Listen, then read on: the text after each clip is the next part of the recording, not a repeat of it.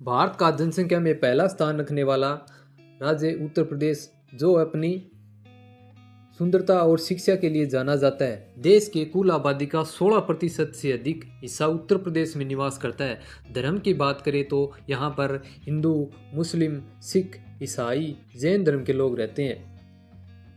तो आइए दोस्तों, आज जाने उत्तर प्रदेश के एक महान व्यक्ति का जीवन का परिचय। नाम है अवध ओझा। आप सभी ने नाम तो सुना ही होगा, जो एजुकेशन और यूपीएससी की तैयारी के लिए जाना जाता है। अवध ओझा एक भारतीय UPSC coach, motivational speaker, YouTuber माना जाता है। उन्हें ओझा सर के नाम से पुकारा जाता है। उनका पूरा नाम अवध प्रताप ओझा है। ओझा का जन्म 3 जुलाई 1984 को गोंडा उत्तर प्रदेश के ओझा परिवार में हुआ था। उनका कहना था कि गोंडा एक बहुत ही सुंदर और खूबसूरत स्थान है।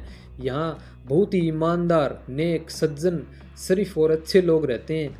ओझा के फादर का नाम श्री माता प्रसाद ओझा है, जो गोंडा में एक पोस्टमैन की जॉब करते थे। श्री माता प्रसाद ओझा की कुल 10 एकड़ ज़मीन थी, जिसमें से 5 एकड़ उन्होंने अपनी पत्नी को पढ़ाने के लिए बेच दी थी। उसके बाद अवध ओझा की माता वकील बनी और उन्होंने वकालत की नौकरी की। अवध ओझा का बचपन से ही सपना था कि वह जीवन में आईएएस ऑफिसर बनूंगा। उसके माता पिता ने भी उनके सपने को साकार करने में उनका पूरा सहयोग दिया, लेकिन उनके पास इतने पैसे नहीं थे कि वो अपने बेटे को यूपीएससी की कोचिंग करा सके।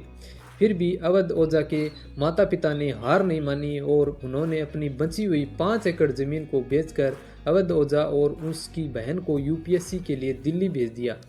ओझा सर ने दिल्ली में लगभग 7 महीने तक यूपीएससी की तैयारी करी, जिसमें से उन्होंने जी तोड़ मेहनत की और यूपीएससी के लगभग सभी पेपरों में क्वालिफाई कर गए, लेकिन मेंस के एग्ज़ाम को क्वालिफाई नहीं कर सके और उसमें से असफल रहे। यहीं से उनके जीवन का सबसे बड़ा टर्निंग पॉइंट था। ऐसे में उन्होंने समझ नहीं आ रहा था कि मैं करूं तो क्या करूं। तभी कुछ दिनों बाद अवध ओझा सर के एक मित्र ने उन्हें फ़ोन किया, जो इलाहाबाद में कोचिंग इंस्टीट्यूट चलाते थे। उन्हें कहा था कि या तो आप कोचिंग सेंटर खोल लो या फिर कोचिंग सेंटर में हमारे स्टाफ का एक टीचर चला गया है, उसके स्थान पर ज्वाइन कर लो। काफ़ी सोच विचार के बाद अवध ओझा ने इलाहाबाद कोचिंग सेंटर ज्वाइन कर लिया। पहले दिन जब वह पढ़ाने गए तो उनके पढ़ाने का अंदाज देखकर सभी स्टूडेंट उसकी कोचिंग छोड़कर भाग गए, लेकिन ओझा जी को उस समय स्टूडेंट के साथ किस तरह बिहेवियर रखना चाहिए उसका बिल्कुल भी नॉलेज नहीं था।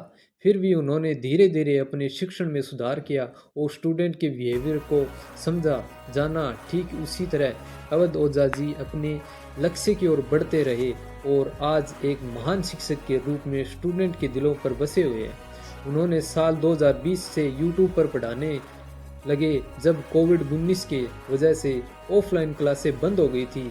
वे अपने अलग शैक्षणिक शिक्षण के कारण काफ़ी तेज़ी से यूट्यूब पर पॉपुलर हो गए। ओझा सर IQR IAS का संस्थापक है, जो 2020 से यूट्यूब पर सक्रिय है। उनके यूट्यूब चैनल पर लगभग 550 के से भी अधिक सब्सक्राइब है। आप सभी को वीडियो कैसा लगा कमेंट करें और बताना मेरा वीडियो कैसा लगा। जय हिंद, जय भारत।